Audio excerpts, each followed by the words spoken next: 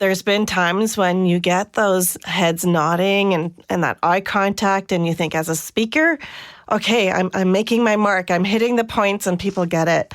There's been times, though, particularly when we work with folks in different industries and different fields, and you get these almost blank stares back. And I think, oh my gosh, did I lose them along the way? Yeah, it's a lot different from doing a podcast, I guess, where you don't see your audience. It's just two people in a studio. But when you're standing in front of a large audience live and in person, you can see their reactions in real time. So. Yeah, I try to stay away from those bad jokes, so. Welcome. This is Uncommon Sense, a CPA podcast presented by the Heshi CPA Knowledge Center. The center is an initiative of the CPA Education Foundation, the charitable arm of the Chartered Professional Accountant profession in Alberta. For the record, this CPA podcast isn't about bean counting. Our episodes feature conversations with Alberta CPAs sharing their insights on a wide range of timely topics. I'm Gordon Turtle, your host for this episode, and our guest today is Chartered Professional Accountant, Consultant, and expert on equity, diversity, and inclusion in the workplace. Her name is Shafana Mitha, CPA, CMA, MBA. Shafana has had a diverse career with a focus in corporate finance, innovative client-centric services, public policy, board governance, and EDI. She is the founder and principal of Accolage Consulting and is one of the few individuals in Alberta to hold a professional designation as a Canadian Certified Inclusion Professional. Shafana provides support and training to businesses and community organizations seeking to create more equitable and inclusive environments. She helps organizations develop strategies in areas such as employment equity, anti-racism, and community and stakeholder relations. She's also a frequent keynote speaker and instructor on these matters. One of Shafana's recent projects has been to develop a set of on-demand webinars for the Heshi CPA Knowledge Center on EDI concepts and how they can be applied in the workplace.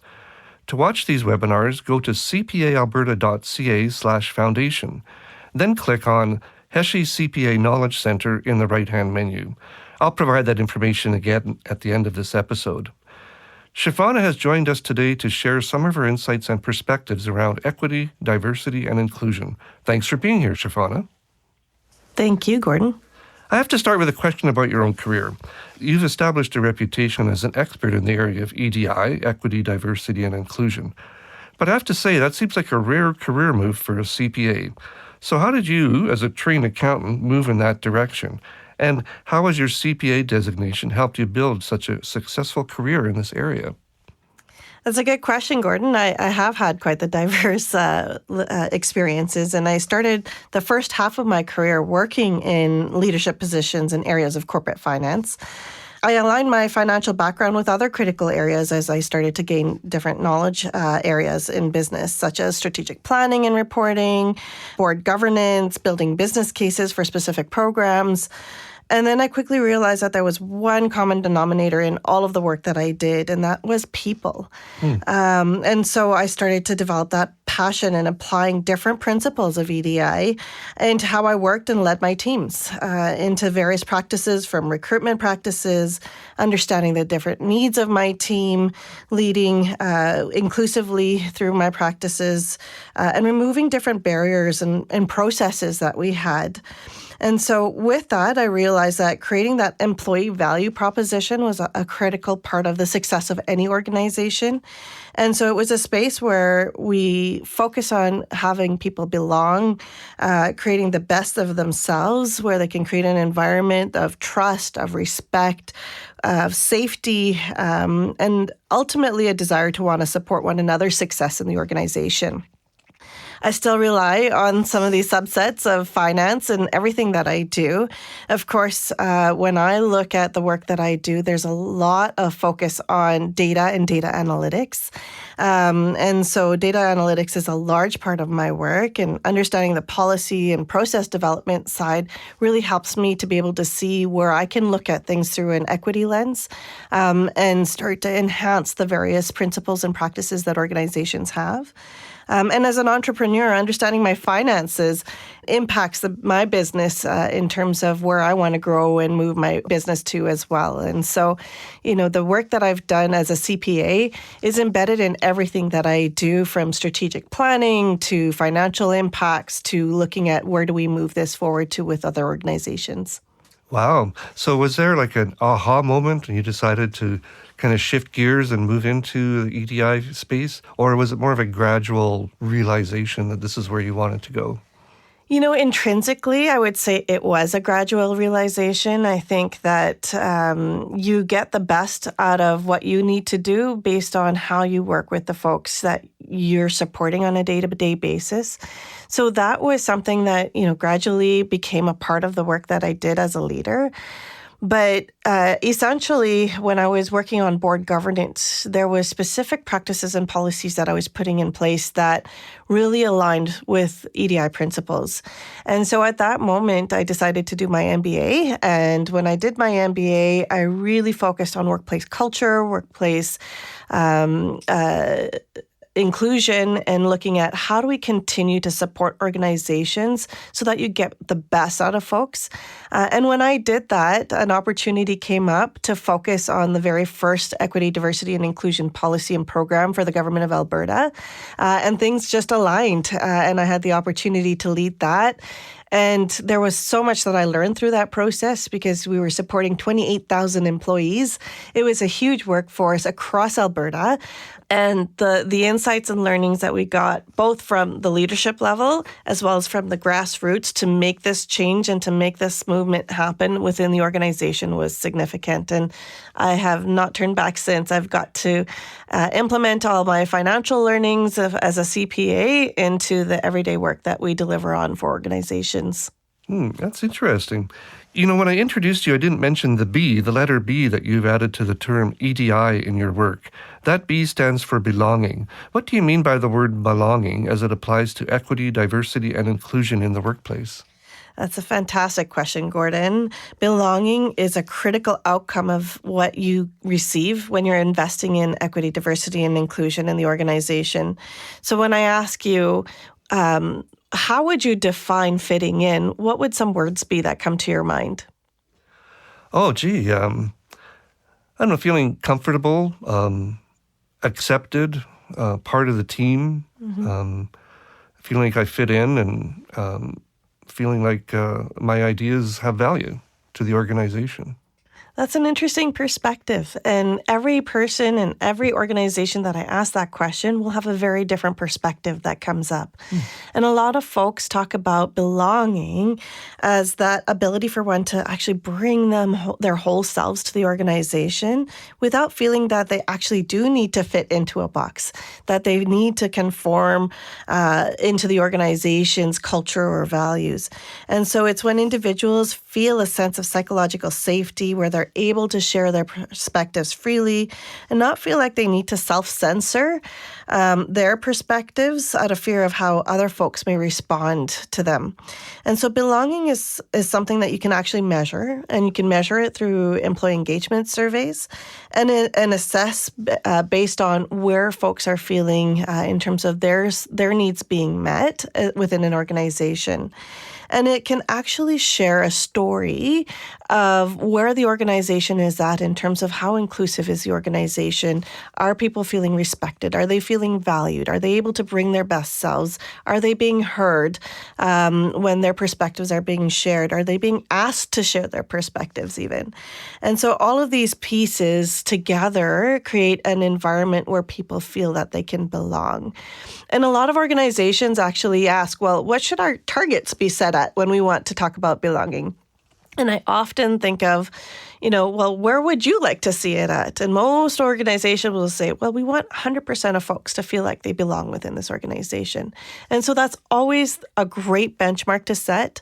It's something, is it something that's achievable? Absolutely. When you're an organization where you have intentionally set forward and creating an inclusive environment where you have diverse perspectives at the table, you've removed any barriers in the way of folks being able to have access to opportunities and development within the organization, you're creating that sense of belonging within your workforce.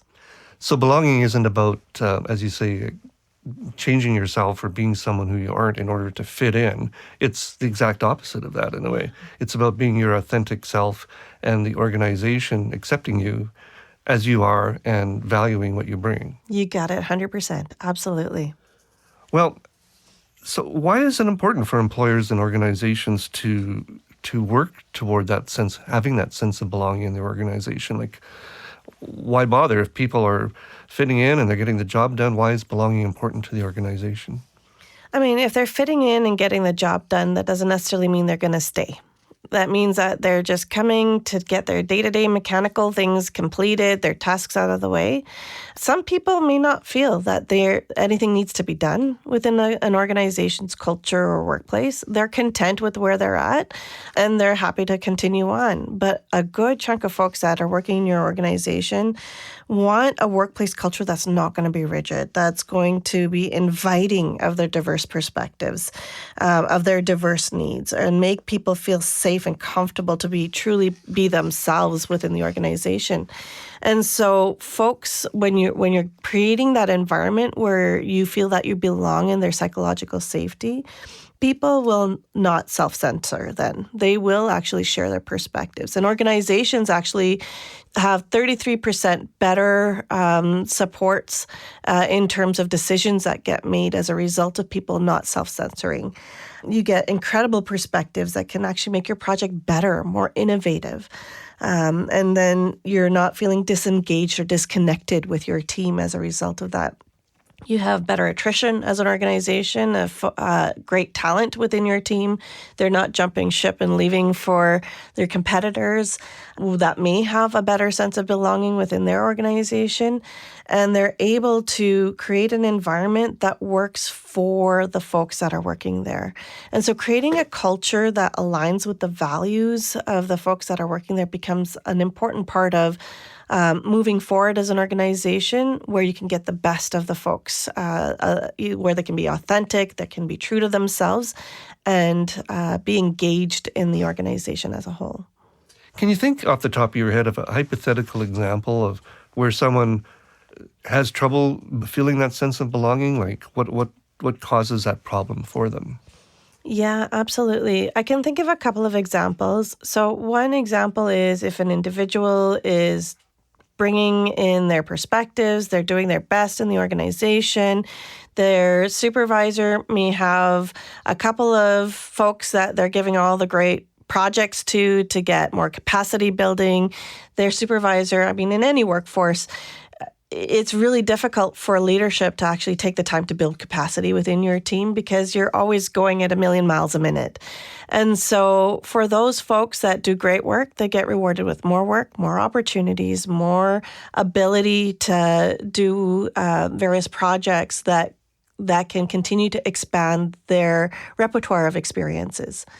For folks that are in an organization where there hasn't been that capacity building, where there hasn't been that ability to try different projects because they haven't had the opportunity to showcase their skills, because the same people are getting the same projects all the time, where there aren't those stretch assignments given for folks to continue to build their repertoire of experiences. They feel this disconnect then to their team, disconnect to the organization, lack of desire to want to continue to give their all to the organization. And you get what happens is you get this quiet quitting that happens. And it's not the quiet quitting that you see on commercials, like where people are silently closing their computer indoors and walking away. It's about showing up, being present, doing the bare minimum that you need to do, and getting out at the end of the day when the clock has turned.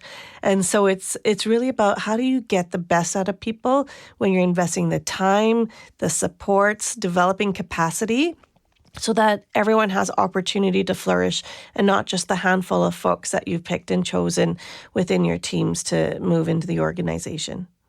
So it's beneficial both to the individuals and the organization itself to have a focus on belonging and trying to build it in the organization. Absolutely. An area your company focuses on is helping businesses create positive culture and values in their organization. Besides belonging, What are the key elements and priorities for building that type of positive organization? And how do organizations get there? How do they adopt those elements? Well, creating a value system as an organization helps all employees and prospective employees to see what are critical ways of being for this organization. What are those priorities for the organization in which it wants to operate by? And most prospective employees, for example, are now actually looking for this before they even apply to organizations. And so, these are key ways in which organizations wish to live by, breathe by, how they work, how they support within their organizations, as well as who their organizations are working with. That becomes an important part of their value system. Having an ethic or a value, even just, 3 or 4, sets the tone for everyone to embed into their daily interactions. And this helps the organizations to hold leaders and individuals within the team accountable for their actions. And so certain values that I think about, such as operating with respect, with integrity, with inclusion, with belonging, with trust, with safety. Some even use continuous improvement or Kaizen as an important value. These are all ways in which an organization can embed into everything it does so that you can hold one another accountable to say, we decided that we're going to be upholding belonging as a critical value within our organization. And the minute we're working outside of that, performance management, whether it's around conversations for opportunities, for career growth, for even social activities, all of these values become embedded as that principle in how you're going to deliver on all of the work that you have as an organization. And these values are all measurable. They're opportunities to continue to take stock as an organization so that even your clients and your customers can then see, are you upholding those values to the point where I feel that my values are aligned with where you want to go as an organization. So when you speak about organizational values, do those start at the top, or are they kind of rise up from all levels of the organization organically up to the top? Or how does an organization find and identify and set its values? I think it needs to work both ways. That's where I've seen it succeed the most. I've seen organizations that have set it in their strategic plans. They work through their executive leadership teams and establish what those values are. And that's totally fine as well. But I've also seen where you've got folks at the grassroots in different work teams establishing their values and having the conversations. And it goes up higher in the hierarchy of the organization. And there's further conversations around what does this mean as a whole. And then the executive leadership team taking a look at that and then developing something that works for the organization. It all depends on the size of your organization. It depends on the structure of your organization. But I think either way that works for you as an organization makes sense. It's just that you would need to have something that's embedded as a cross-organizational value system. And often I see that in strategic plans. And we use that to leverage when there hasn't been any developed, when organizations are developing their equity, diversity, inclusion, and belonging action plans, for example, to embed that as a part of their journey going forward as well. So there isn't a right or wrong way. You have to do what works for you as an organization, your size, your structure, how you work.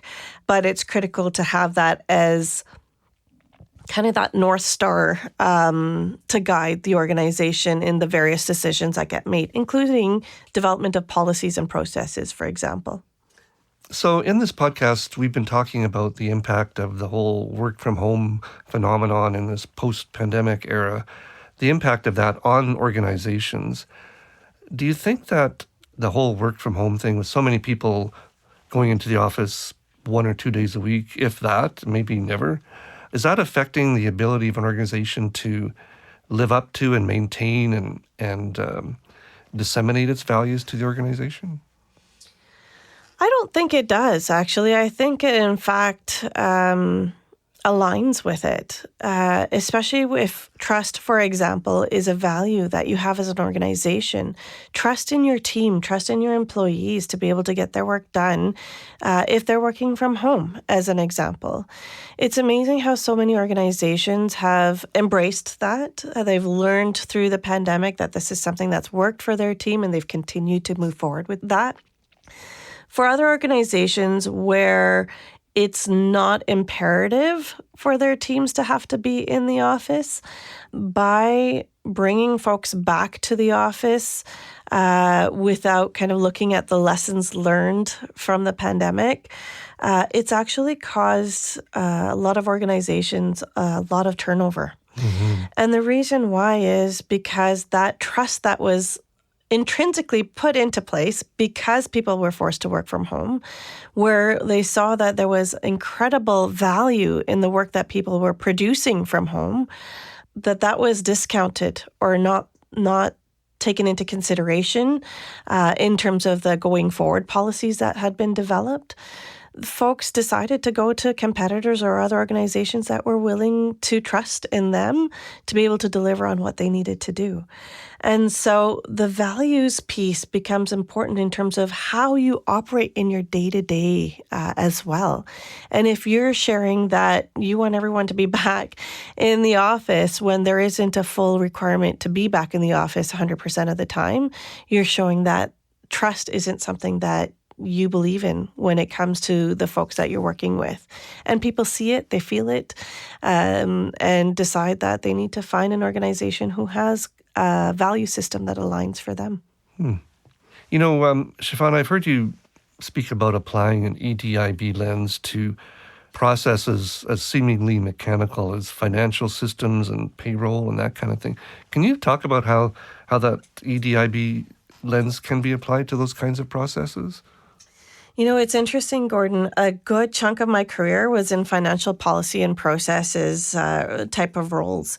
And it didn't occur to me back then to look at these policies through an EDIB lens. But I worked with some incredible innovators in senior positions that gave us opportunities to embed specific practices and enable everyone in our organization to actually fully participate.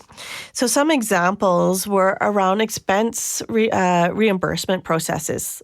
That was a process where folks were traveling, did not have access to procurement cards at times, and had to be out of pocket for specific expenses for the organization. I mean, they were very timely in processing the expense claims, but if I was someone that did not have appropriate financial means to be able to support that, so I didn't have a credit card, for example, to be able to be out of pocket specific expenses in advance, or I was living day to day and my paycheck did not enable me to do that. It was becoming very cumbersome on folks to be out of pocket for specific expenses. And so what we realized was even with an expense claim process that was very diligent, very quick to process, we needed to look at things in a way that enabled people to do what they needed to do for work without being cumbersome on their own pockets as well. And so we implemented an accountable advance process. So if people needed to, it was a discrete process. Others did not need to know what they had accessed. They were given an accountable advance of X number of dollars to be able to perform their duties. And then whatever was remaining, they paid back when they processed the expense claim. The other was around enhancing the use of procurement cards. So there's an increased level of trust with the folks that you're working with, an increased level of discretion so that no one needed to know how people were processing their expenses. Business was getting done and people were able to succeed in the work that they were doing. So that's one example. There's a lot of different ways to be innovative and still embed that trust in the folks that you're working with and empower them to do the best that they can. And so another example is when we've had a lot of wildfires and floods in Alberta, we looked at how do we provide Albertans with a financial means to be able to evacuate emergency situations the debit card was something that came up as an opportunity to support individuals based on their dynamic needs. And it was such an innovative way that folks in the organization came up with that we could provide supports to clients that were reflective of the situations that they were going through, but also took into account trust that people were going to use it for what they needed for basic needs. There wasn't, there may be a handful of folks that will use it for other things, but why ruin it for everyone by adding additional policies to bog down the process when people were doing the right thing all along? Interesting. So when we speak about applying the principles of EDIB to hiring processes in an organization, what are some common mistakes that employers make in that regard when it comes to hiring on new staff, and how can those mistakes be rectified? Well, I wouldn't really call them mistakes, but I would probably call them opportunities to expand. And the reason why I say that is, having an inclusive hiring process is critical to bringing in diverse and incredible talent to the organization. Often the process itself, we're trying to rush through that process, right? We want talent in a position as quickly as possible so that we don't have positions left vacant for too long. And we post most positions on the same platforms as we always do, LinkedIn, different job sites, which are great and we need to continue to use. But it's always great to supplement that with connecting to diverse community platforms like community newsletters, radio, working with BIPOC recruitment firms, for example, and other areas that have more extensive reach to diverse communities and diverse talent.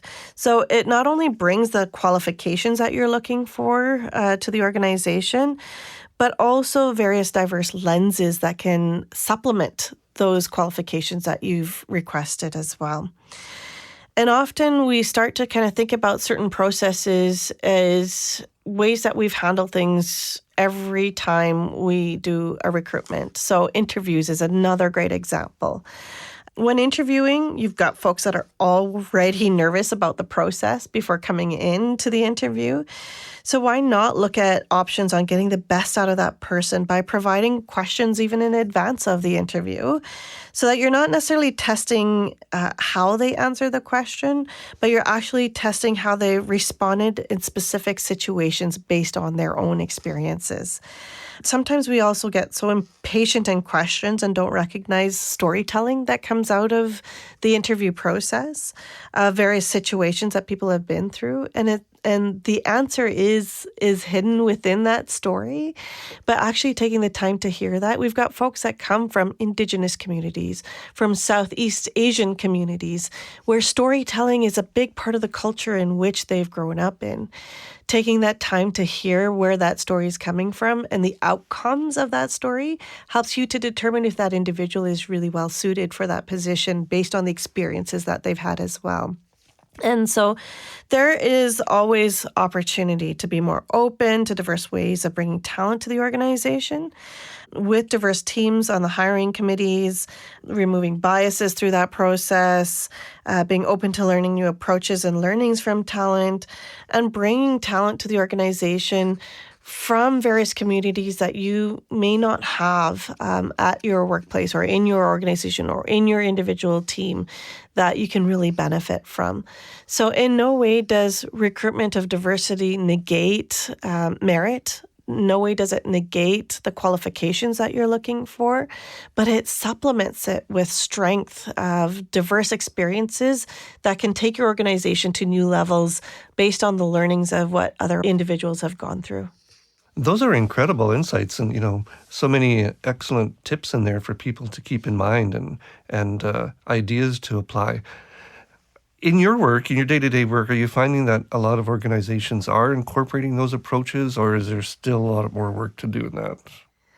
I would say around recruitment practices, that's probably one of the biggest areas of opportunity for organizations. Because we're always using what a standard North American process would be. And they haven't changed very frequently other than more scenario type of analysis. And so if you're trying to test folks, test them based on their competency requirements that you need for the organization. You can always have that as pre-qualification requirements.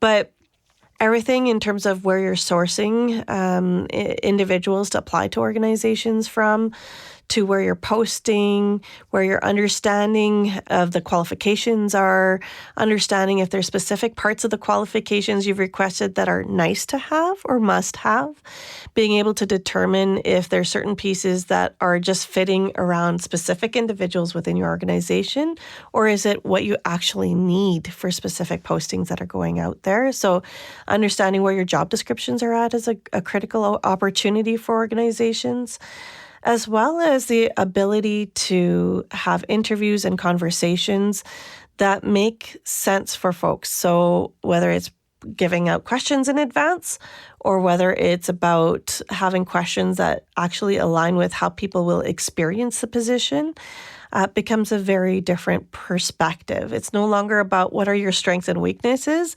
It's now about how would you handle this kind of situation, so that you can see the different ways in which people bring other people together.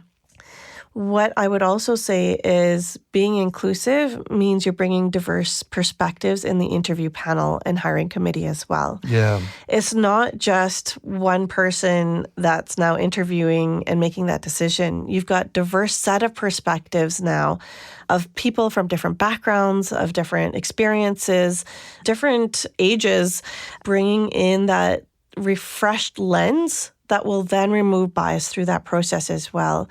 And that's including in the screening process, having a committee of folks with specific qualification requirements identified so that you can look at things, resumes through different lenses, to the actual interview process, and not even rushing through the end of that and having an actual conversation about each individual that came in through that door, so that you're not just making up your mind before people have walked out, but actually hearing the thoughts of the folks of the panel so that you can hear the diverse perspectives that come out of that.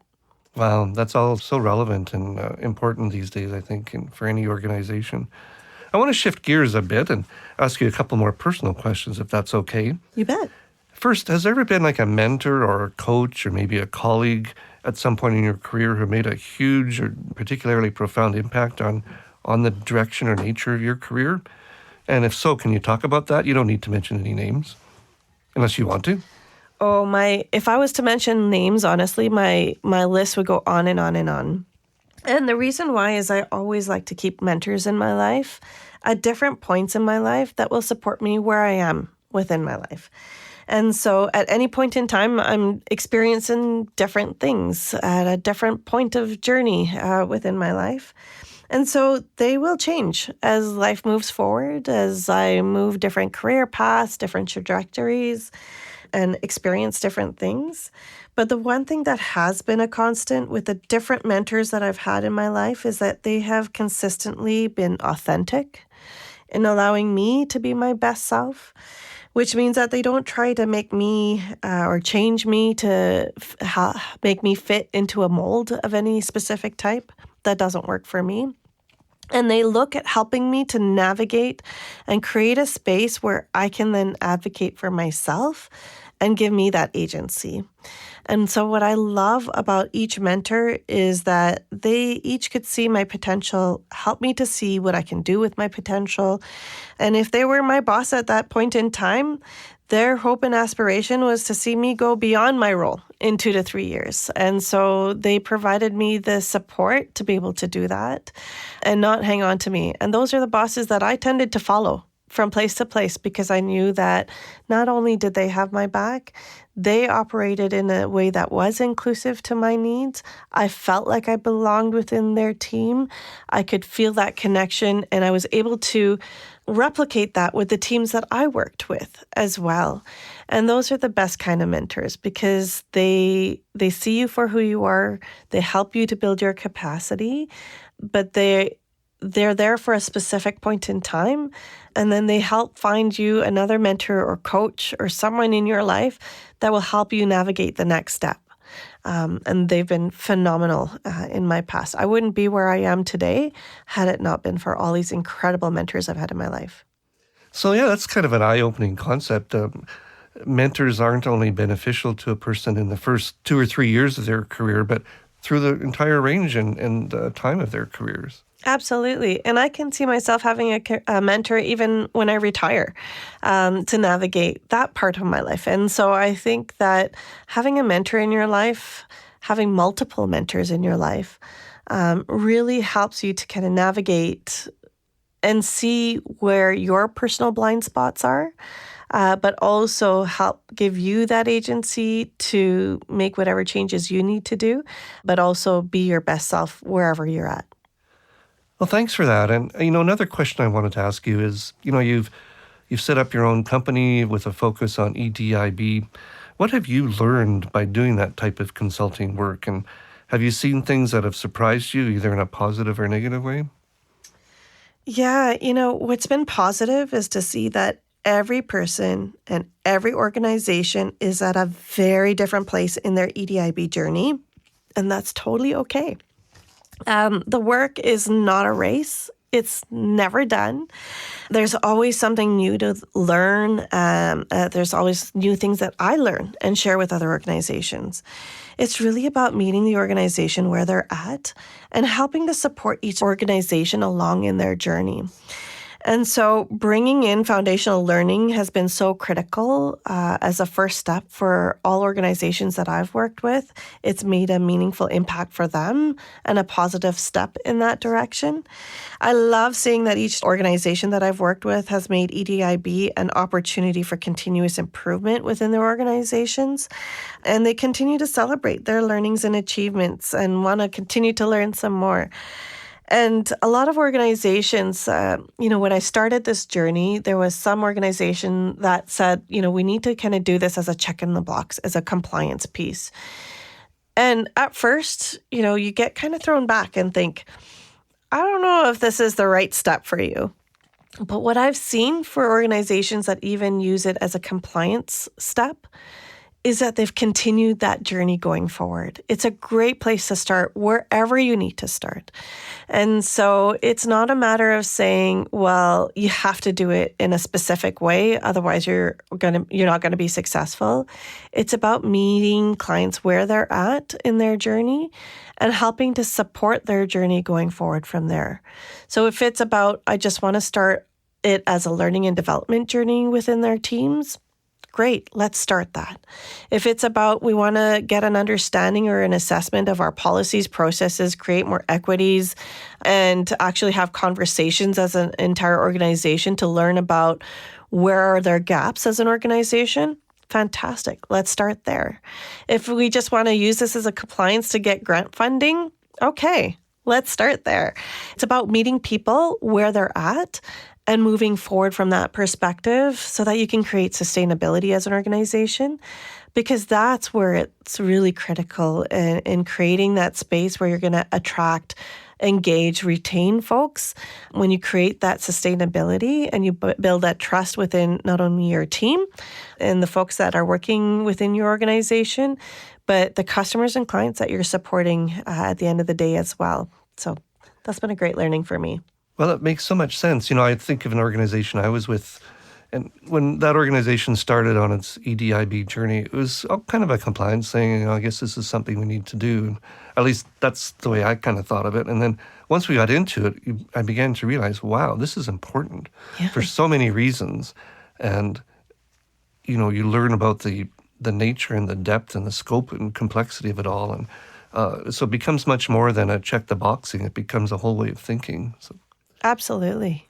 Well, no, that seems like a great place to end, Shafana, although I think we could talk for a lot longer. There's so much to tackle with this subject. But thank you so much, Shafana, for taking the time to speak so eloquently on equity, diversity, inclusion, and belonging. This has been very informative and meaningful, and I appreciate hearing your thoughtful perspectives on these important concepts. Just a reminder that Shafana has prepared a set of on-demand webinars for the Heshe CPA Knowledge Center on these EDIB concepts and how they can be applied in any organization. Many of the things she's spoken about today are covered in a lot more detail in those webinars.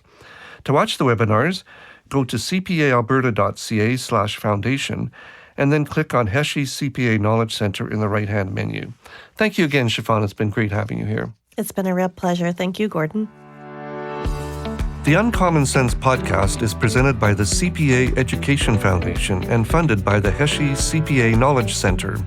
The Knowledge Center was created through a generous donation to the CPA Education Foundation by the late Brian Heshi. Brian was a distinguished Albertan, business leader, CPA, educator, and community builder. His generosity and commitment to education underpinned his good works across Alberta throughout his lifetime. We would like to acknowledge that the CPA Education Foundation offices are situated on the traditional Treaty 6 and Treaty 7 territories and Métis Nation homeland. The Foundation acknowledges that we reside on traditional and ancestral territories of many Indigenous, First Nations, Métis, and Inuit peoples. Their histories and culture influence our community to this day. The CPA Education Foundation is committed to helping build a province where Indigenous people and their voices and experiences are heard, valued, respected, and celebrated. Technical and recording services for this podcast provided by Wolf Willow Studios in Edmonton. If you enjoyed this podcast, please be sure to like, subscribe, and tell your friends about us. If you have any comments on the podcast, write to us at cpaef@cpaalberta.ca. To learn more about the CPA Education Foundation and the Heshi CPA Knowledge Center, visit cpaalberta.ca/foundation. Thanks for listening.